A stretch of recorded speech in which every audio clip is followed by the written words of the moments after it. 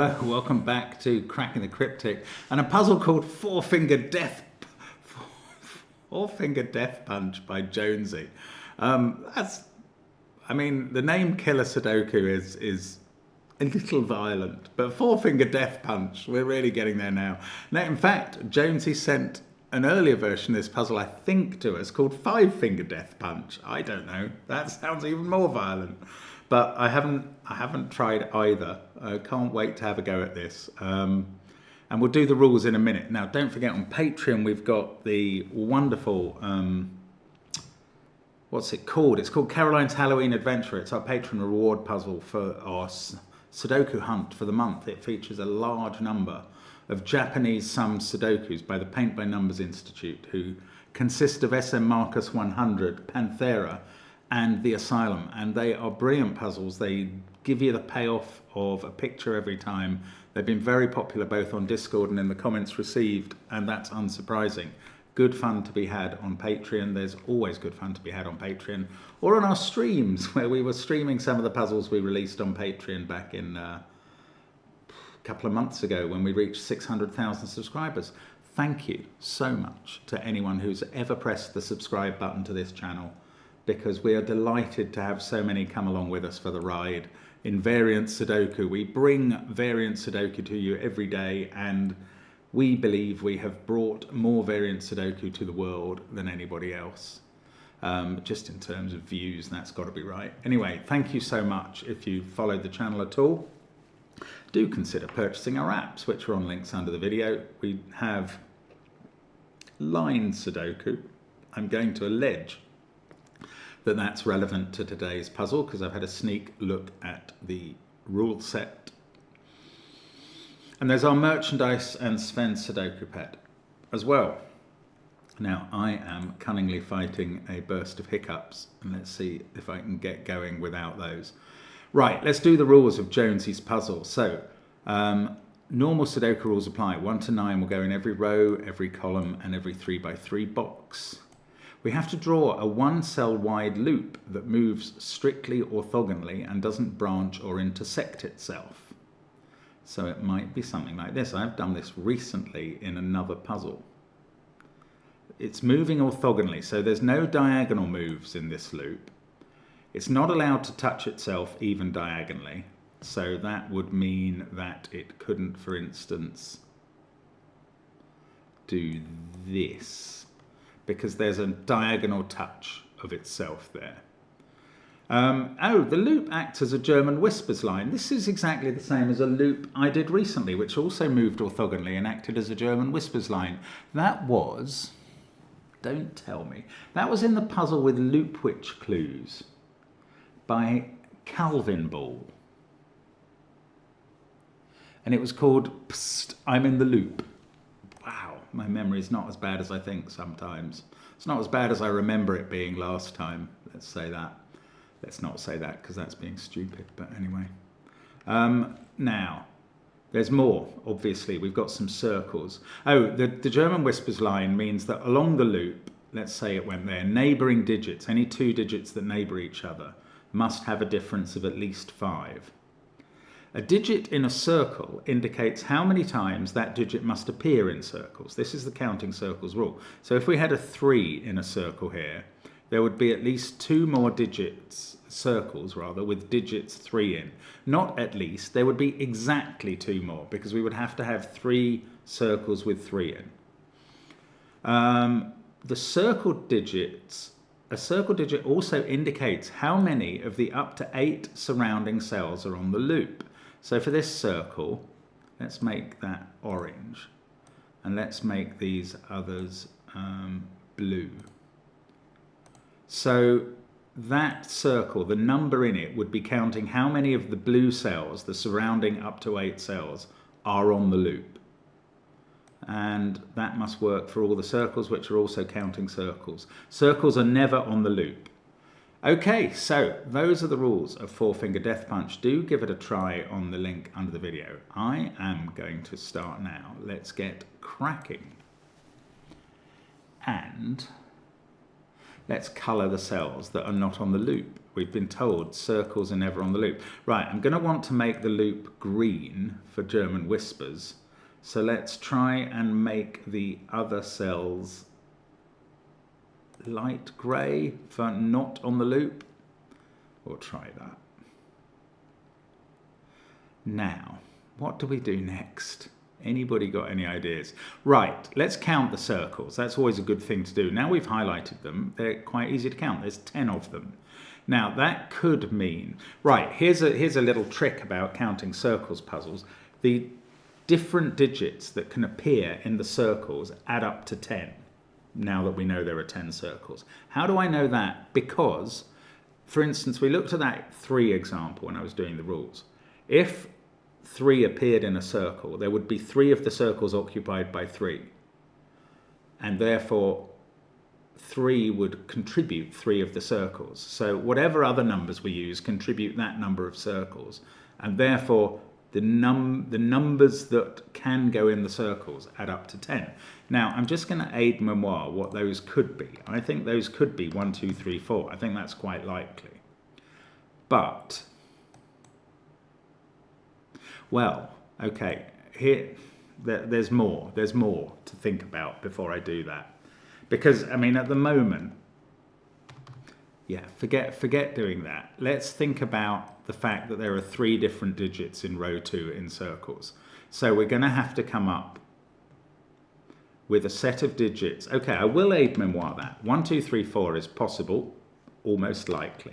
Then 1, 2, 7, 1, 3, 6, 1, 4, 5 are the ways of doing it in 3 digits with a 1, and 2, 3, 5 without. But we must have at least 3 digits, so I don't need to go into the pairs that add to 10.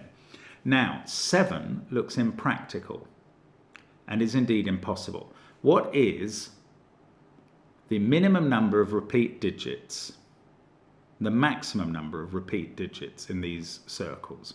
We could have one of these mythical digits in row 2, one of them in row 3, one of them in row 4, we're up to 3 now, one of them in row 6, and then one of them in box 8. We can only have one of those digits in box 8. So that is a maximum of 5. And that means we can't use the numbers 7 or 6 in the circles. So now we're down to 3 possible groups of digits that fill the circles. And I'm just going to remember those. 5 is possible. We could have 5 there and there. One of those would be a 5. One of these and something in box 8, one of those two actually. But I am going to bother to pencil mark that these are from 1, 2, 3, 4, 5. Now, what about the loop? The loop has to reach this circle, has to touch it somewhere in one of these cells. Right, so it has to go into box 1 twice. Well, it has to go in and go out, if you like. Exactly twice. Can't do it 3 times. So it could go in here. That could be one entrance or exit. Then there's also up here, and there's also here. Now, I think this cell is always on the loop, whichever way we go. If we go round door 1 to door 2, we go through that. Door 1 to door 3, we go through that. And door 2 to door 3, we go through that. That's always on the loop. And that means this digit is not a 1 because, oh, I tell you what, we can't go round this way because this digit will be at least a 6. Once you go round the corner here, you're highlighting 5 more cells and that one on the loop, and we're not allowed a 6. So we're using doors 2 and 3 here. We can only move orthogonally, so here we go. Now, this definitely sees 2 cells. The loop is not going to come round here. In fact, I can grey these now. And that is a 2. It sees those 2. This one, well, be careful. It's either 3 or 5 if the loop goes up there. If the loop can't just visit that one cell or that one. So this is 3 or 5. This one, oh, well, this one, it's already seen 5 cells and 5's the maximum digit. we can put in a circle. So my 1, 2, 3, 4 claim was wrong. And we've got a 2 and a 5, and this is now a 3 by Sudoku. It is 2, 3, and 5. They are the 3 digits to put in circles. So we've got to get 5 5s in. We've got to have 1 in row 2, 1 in row 3. We've already got the 1 in row 4. We've got to have 1 in row 5, 6 this is, sorry. And then we're going to have 1 in box 8, in one of those two. Now, everything else is going to be 2 or 3 in the circles. And this one's already seeing 3 cells, bingo. So yeah, that accords with the idea that we must have a 2, 3 and a 5 in box 8. Now, let's do looping. So that 5 has been achieved, so those go grey. This 3 has been achieved, so that goes grey. The contrast is not absolutely fabulous, is it, between my colours? Shall we make green a bit brighter? I don't know how to do that. In a slightly different browser. Let's go there. Okay.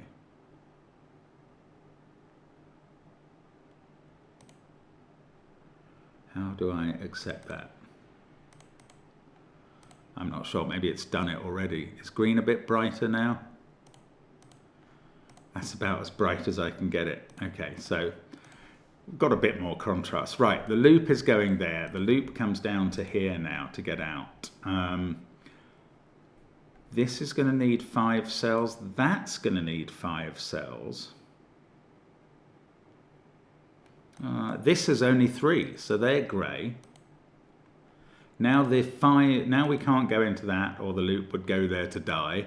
So we grey that. These are now the 5 around this. We can grey all of these cells because the loop can't go there anymore. The loop has to come out here. This one achieves its 5 by those going green. These are all grey on the loop. Look at that. We've got the top end of the loop all done. We've got another 5 to deal with here. Well, there are 6 cells available.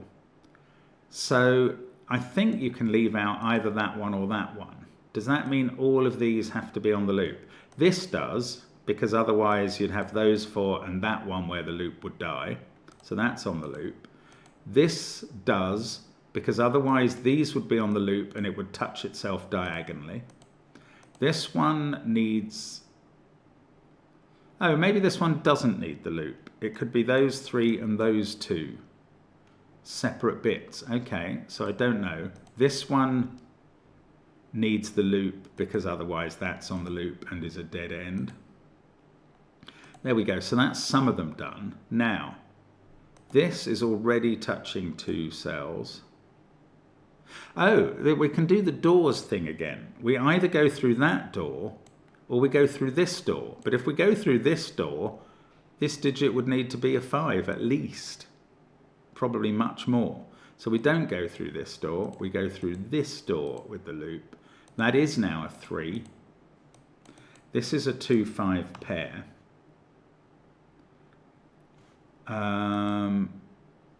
How's that 5 going to be fulfilled? I still don't know.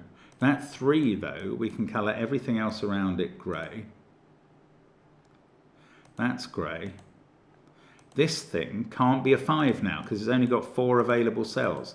So that's the 2 and that's the 5. But how are we going to get this 2 to only have 1 more touch? I think we've got to have a corner like that one, and that corner has to be here. It can't be just there or the loop would go there to die. So we've got a corner there. Now we have to join things up. Well, that is now grey because of the corner, and this is now green because of the 5. So the loop is joining itself very prettily. It can't go south here or it could never get out. So it has to go north. It mustn't touch itself diagonally, so it connects up there. And can we finish it off, or do we have to do some Sudoku? That can't be on the loop. Which of these cells? Oh, this 5 needs to be fulfilled. There we go. There is our loop. I can get rid of all the grey lines now. We've got the German whisper loop in green. Now, how do we get any digits on it? we've got this German whisper relationship to achieve. Oh, okay. Now, what I always do is point out the German whisper can never have a 5 on it. I think we can actually see that already. Oh no, we can place 5 in box 6 as a result of that interesting information. Then there's a couple of places where 5's confined to 1 of 2 cells. Okay, that's the first thing about German whispers. The second thing is they must alternate between high digits and low digits. And I am going to therefore colour some of these cells in a different colour, which is going to be purple. You knew that was coming. And we are alternating. Either purple is high and green is low, or the other way around. One of these, the final thing I'm going to say, and I am going to say this, is there are a number of cells which have 2 neighbours that see each other on the line. So this one, for instance, it has 2 neighbours that see each other. Oh, this is perfect. This is the exact place. Right, we can use this row and that fact to determine whether purple is high or low. If purple was low, these digits would have to be 1 and 4, because 2 and 3 have already gone in the row. But neither of them can be the 4 under the monogamous neighbours rule I just told you about. 4, if it appeared, say, in that cell, would need both of its neighbours to be 9, and they're both in the same column and box. The same would be true here. So neither of those can be 4, and therefore purple can't be low. Purple is high, and I'm turning it orange. Green is low, and I'm turning it blue. And now I am going to populate all of these cells. Let's start by making all the purples 6, 7, 8, 9, and all the blues 1, 2, 3, 4. But then I'm going to go round the loop, eliminating 4s and 6s from the places where their neighbours see each other. Like this one, where the neighbours are in the box. This one, where they're in the same column. This one in the box. This one in the column. This one in the row. This one in the row. This one in the column. This one in the row. This one in the box. So no 4s in those. And look, there's a 1, 2, 3 triple that tells us this is a 4. Isn't that pretty? These become 9s because of the 4. Now, I should do the same. Let's just get rid of those 9s. I should do the same with 6s, which can't be there. Actually, these are much better. Pardon me. None of those can be 6s. They were better until this row where everything can be a 6. Now, what triples, quadruples, and other fun things have we achieved? That can't be a 4 because these can't be 9s. So the 4 in row 6 is in one of those 2 cells. And that's going to mean this has to be a 9 because it must be touching a 4 on one side or the other. Now, this can't be a 9, so this can't be a 4. So we've got another 1, 2, 3 triple. But 7 and 8 both see this cell. So it can't be 3 because 3 cannot be next to 7. This is a very neat puzzle. It's really unfolding nicely. Now, we said one of those was 4, so one of these is 9 in this row where 4 oranges appear, and that can't be 9. Oh, there's a 2 looking down at that cell and a 3 looking down at that one. This can't be 6. I should have eliminated that. Its neighbours are in the box. And now, oh no, I was going to say this needs to be, no, it doesn't need to be anything. That 3 is looking at that digit. Oh, 2 and 3 in this box are looking both at that digit, so that's a 1. Now the 6 in this row is going to be next to a 1, and this is now not a 1, so there's no 6 in those cells. One of these 2 is a 6, so one of these 2 is a 1, consequently, and these now can't have a 1 in.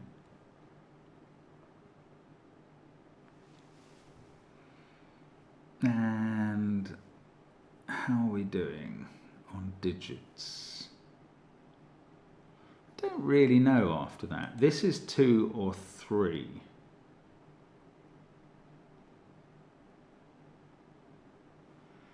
So 7, 8 pair and a 1, 2, 3 triple. The other digits in this box are 4, 6, 9.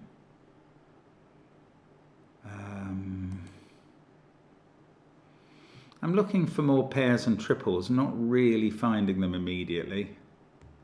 Oh, there's a 1, 2, 3, 4 here, so these are definitely both high. I'm not colouring them because I want to go back to colouring the line in a moment. In fact, no, I won't do it until I've got more whispering done. 2 is looking at that cell and the one above. So 1 there, 3 there. This is now 2. 3 can't be next to 7, so that's an 8, and that's not a 7. And this isn't 3. This is now 3 in its row. That must be next to an 8, 9 pair. That means that can't be 8. Also, that 3 is looking at this cell, which is 2. Then we get 1 at the top. That 2 isn't doing anything else for me. Is it? No, it's not. 4, 6, and 7 are the remaining digits in column 6. 5. One of these is a 4, so one of those is a 9. I've used that before. 8 is looking at that cell. So that's 9. These two are 8s now. That can't be 8. That can't be 8. Gosh, this is so good. That's a 7 by Sudoku, and that's not. In this row, I can place 6 and 8. 2 in box 3 must be there, and then there's a 4, 7 pair. That makes this a definite 6. And this is the 1 in row 2. This is now a 5, 6, 7 triple, and that means this is a 4, 9 pair. And there we go. These are from 4, 6, 7, just as in column 6. 7 in box 8 is in one of those two cells, so that's not a 7. 2 is in one of these cells in the bottom row. Probably missing things that have been uncovered. Yes, that 2 is looking at blue cells here. So 1, 3, not 3. 3 mustn't be next to 7, so we can fill in 9 and 8 there. Take out 8 from those. Take out 3 from that one. Still not completely unwound. 3, 9, 5, 8, 1. Right, these are from 2, 4, 6, 7. That's going to give me a quad in box 5. A quad of 2, 4, 6, 7 there. So that's a 1 now, and that's going to finish off the blues in row 6. That 4 needs a 9 next to it, and that finishes off the oranges in row 7. Doesn't deal with that one or this one yet, but we get a 3, 4 pair that I can write in, and that does deal with this as a 1. I'm left with 1 digit on the loop to do. So I'm now going to recolour the loop green, I think, because I don't need the colours anymore. There we go. That's the colour it should be, really. I've just got that digit left to decide on the loop. Excellent. So that 4 has made this a 7, 4. Sorted out. 5 and 7 down here. Then a 4 and 6 pair next to them. This must be 1 and 3. This is a 3, 8 pair. They are resolved by the 3 in the circle. I don't have to do anything more with the circles, I don't think. So 3, 9, 5, 2, 7. That's now a 6, and those aren't. That's a naked 4. 8 and 1 go in there. 2 in the corner. 9 here. 5 and 6. Then I get 7. Then I get an 8 here. 6, 7 pair. This is really just finishing off now. 2 and 6 in these cells. That's a 7 as a result. And then I can do 6 and 7 in column 1. These are probably resolved if I can just work it out. Yes, 6, 2, 6 there. That's the 2 in the centre. These aren't done. This must be more done than I've marked it. That is not 6. Okay, central column. This is a naked 4. And that means we can finish the central column. That has become a 7 now. That's a 9. Yes, we're going to finish everything. Definite. 5, 7, 6, 4, 6, 5, and there's a 4, 7 pair left. What a lovely puzzle. Not really a 4-finger death punch, more a 3-digit. Oh, your vacuum cleaning robot sucks. That's probably a link onto another puzzle that you can try if you want. I think that's what happens when that comes up. I don't know how that is happening. Was it Jonesy who did that before? I don't think it was. I think it was somebody else. Might be wrong. It's a nice puzzle anyway. Really like that. And do give it a try. You don't have to do the follow-up puzzle, but you should do that because that's a really neat little loop puzzle. It's not overly complicated. You just need to have some nice... I loved how quickly the loop came together once we started getting these counting circles filled in, really. So it was good fun. Thank you for watching. As always, we'll be back with more Sudoku tomorrow, both of us posting separate videos, and look forward to seeing you then. Bye for now.